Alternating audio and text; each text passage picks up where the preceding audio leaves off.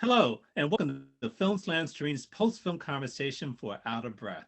My name is Eric Siler, and I'm a professor of film, media arts, and communications, as well as moderator for this conversation. We're very pleased to be joined by the director of Out of Breath, Arman Taheri. Arman Taheri is an avid filmmaker who's made over 10 short films. He's currently a 10th grade student at University School in Ohio. Hello, Arman, and welcome. Hi, thank you for having me. It's so good to have you and for you to join us today. You made all these films. You're not out of breath from making so many films, are you? No, not yet. Sorry for the pun. I could have helped that. But no, it was a really interesting film, interesting story that you told. Can you tell us a little bit about how this idea came about? Were you and your friends just sitting around one day, bored, and say, hey, let's make a film? What happened? How did this come about? Well, it was summer of quarantine, right? We just gotten into quarantine. We couldn't really see each other. And I'd had to stop production of one of my last short films because we couldn't keep doing it. So I was sitting there and I was like, you know what? I can't really do this. I need to be able to make a movie. I just have to. So we started thinking of ideas, started watching movies to draw on inspiration. And I saw this one film called Bad Times at the El Royale. And I was really like that film. So I was inspired to make something esque like that, a thriller where a couple of kids go into a house and discover something that I didn't know was there before. We were rewriting with some friends and we got actors, shuffled actors based on their availability. And that's basically how we came up with the idea. And how long did it take you to make this film? I guess from like inception, we began thinking about it around June and I finished everything by November. So a solid amount of time, yeah. It was. So the actors in the film, I understand, are your friends, Victor, Sophia, Jack, and Thomas. How much input did they have in the film, or was it totally your concept and they executed it? They had a lot of input. Jack and Thomas, not so much, but Sophia is also a filmmaker. So she was giving me advice on how to write the script. I'd give her advice on act and she would give some notes and it was really great, like collaborative environment. Oh, that's good to know. So making this film, okay, it's fun. These kids are in a situation and they've been invited to this a house and so forth, and and and and one thing leads to another at the end. So what was the message? What did you want people to get out of this, or was there? Oh, it doesn't have to be a message. You just want to entertain. What is your Yeah, take? so I mean, the message, I guess, was kind of, look, this could happen to anyone, which if you've seen the film, it is set in the future around 2022, and it references 2020 as a past event. And they realized that 2020 affected one of the friends more than they could have ever realized. So it was a bit of a cautionary tale, kind of saying it was fit for the times, because at the time COVID was a new thing and a lot of people weren't really taking it seriously. And even now, some people don't, but it's kind of just a little tale of caution is you think that it might not happen in your neighborhood, but it can. Absolutely, I guess it can. Let's look a little bit more about the production itself. You said that it was done last summer, but we were in a pandemic. How did you manage to make the film during the pandemic?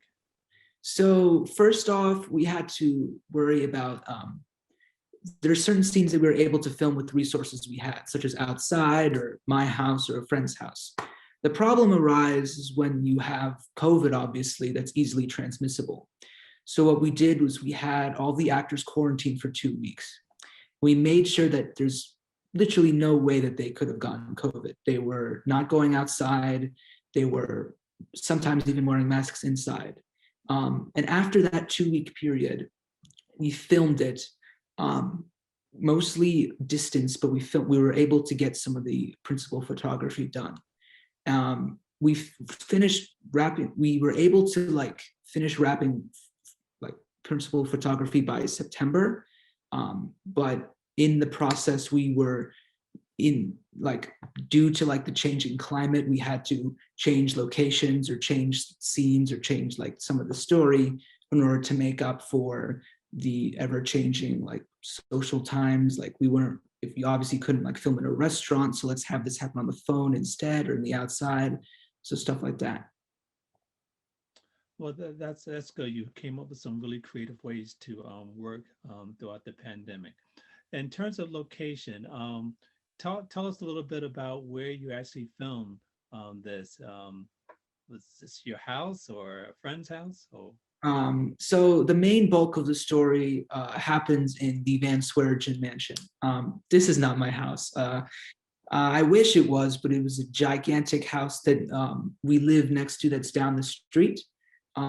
We contacted the owners and asked if we were able to use the outside of the house, and they said yes. So we filmed the outside of the house separately, and the inside of the house is actually an Airbnb that's in downtown Cleveland that we rented.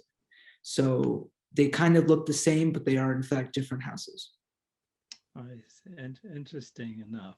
So in terms of in terms of planning for the film, you had to do quite a few things behind the scenes and things, getting the candles and the weapons and and so forth. Tell us a little bit about all that was involved and pulling this together, because you didn't obviously did not just wing it.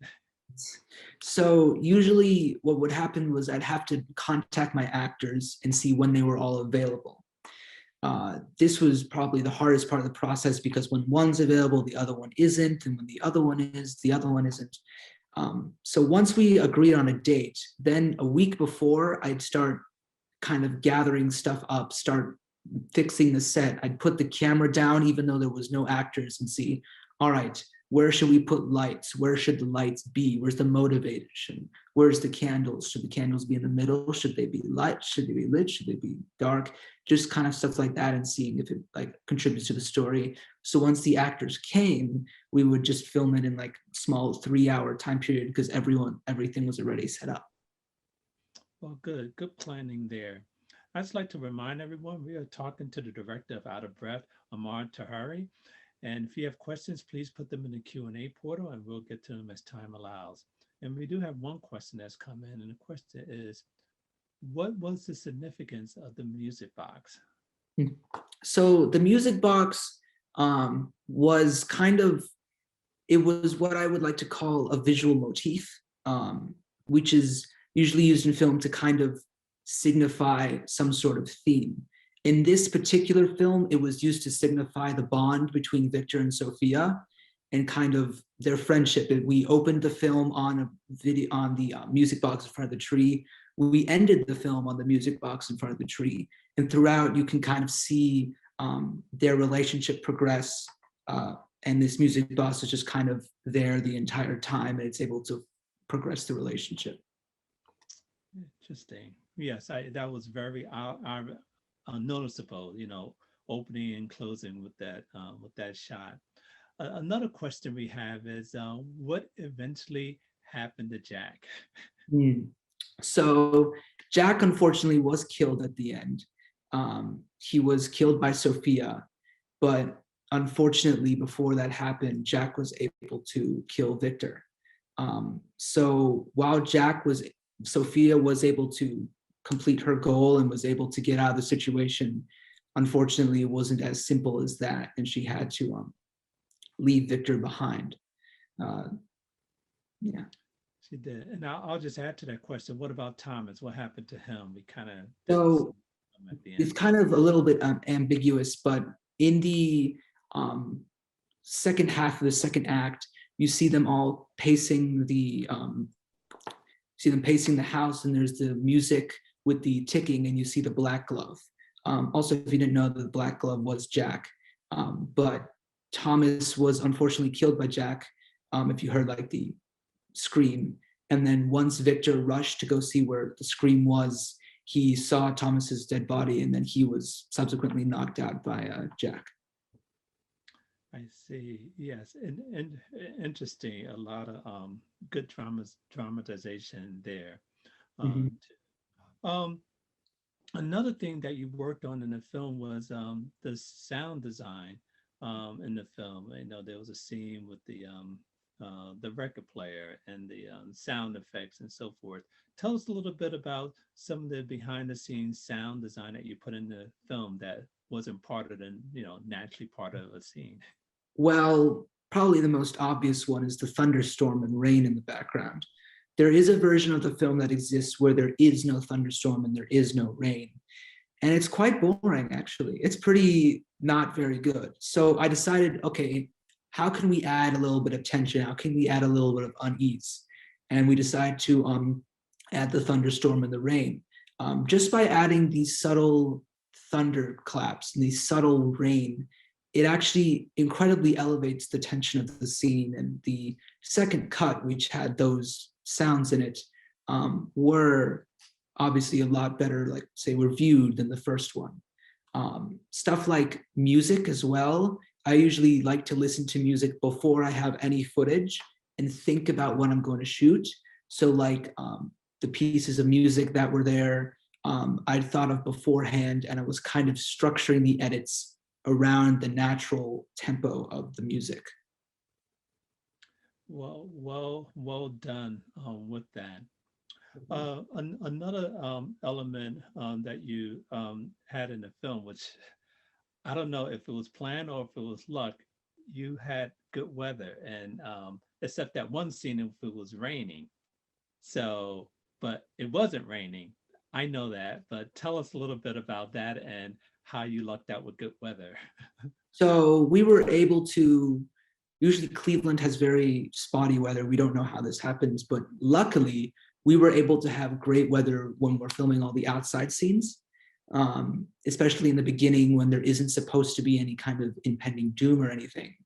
It was nice, sunny outside and cloudy. Cloudy was like a godsend. I mean, cloudy weather when you're filming is the best kind of weather you can have. You have really beautiful, soft, diffused light everywhere, and it's different from the harsh shadows of the sun. Now, once they got into the house, we realized it can't be sunny if there's a thunderstorm going on. So in post-production, we got shots of the outside of the house, and then I inputted rain overlay. So that rain is CGI. So as if when they go into the house, the thunder kind of creeps up on them. Very good. We have another question that's come in. It's something we talked about earlier. How did you learn to make films? Did you take classes? Um, so I started making films in 5th grade. I did not take any classes until probably 8th grade. Um, so the way that I kind of learned was I just watched a lot of movies. Um, and I watched a lot of YouTube videos. A lot of people have access to YouTube, and there's so many videos on analyzing movies, on how you can make your movie better, on the cinematography, on the psychological consequences of every choice that you make. So that helped me make my own films. But when I'm thinking about what really started me making films, it was just watching movies. That's where it starts. You get that inspiration. One thing, do you have an interest in acting as well? Because I noticed you did not put yourself in this film.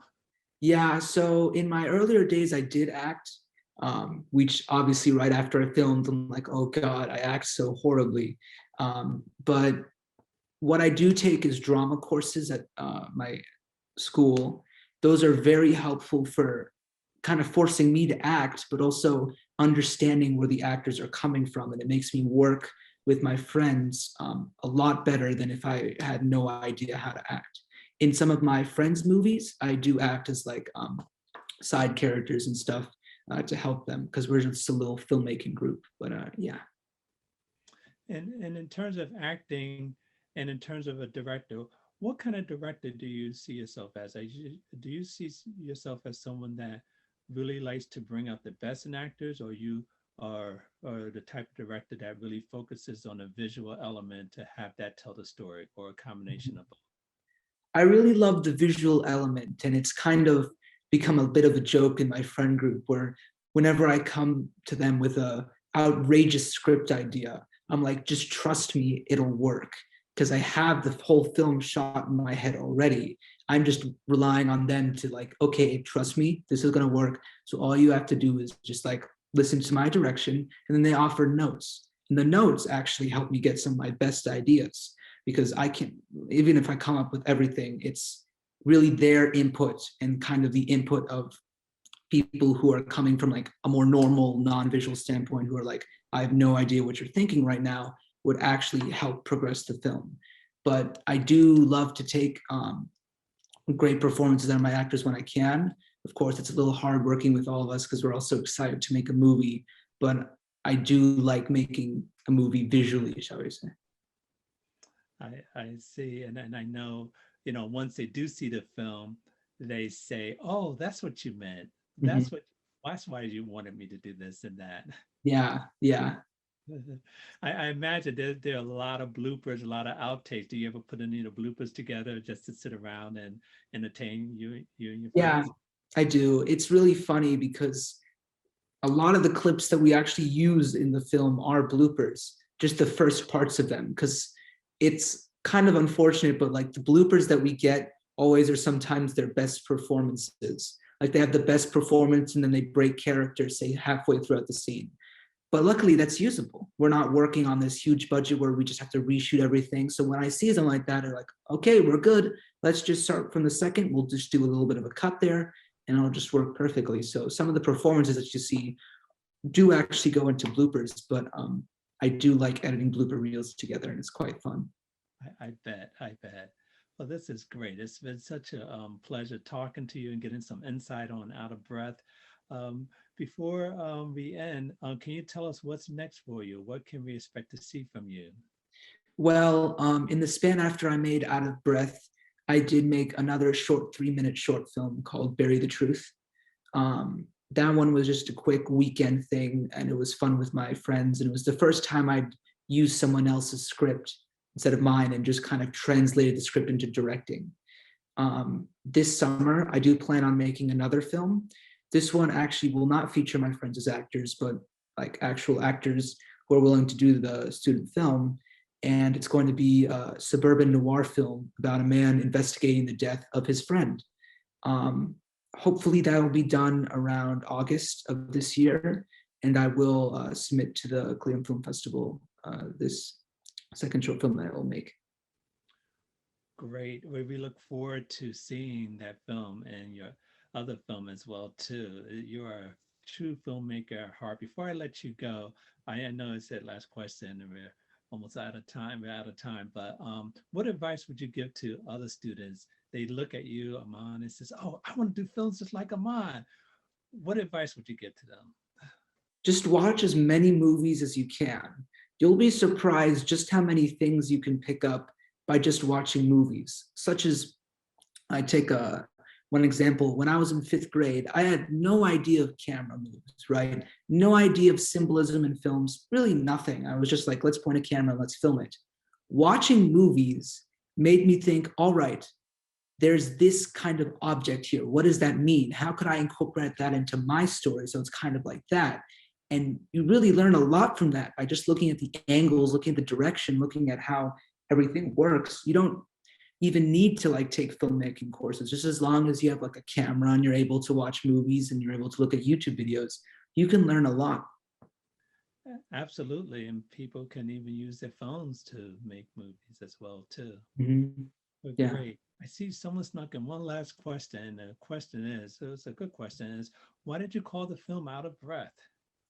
So Out of Breath was sort of you probably wouldn't understand if you just like saw the film poster, but after the twist is after you see the twist and you see how we got there, Out of Breath is kind of a metaphor for what happened to the parents of the antagonist. They got COVID and they happened to be out of breath, and because of that, the antagonist seeks to bring the same demise to all these people that caused it, which is also why you see in the climax, Victor has a mask taped to his mouth to symbolize kind of like, out of breath. So that's why I decided to name the film that way. Okay.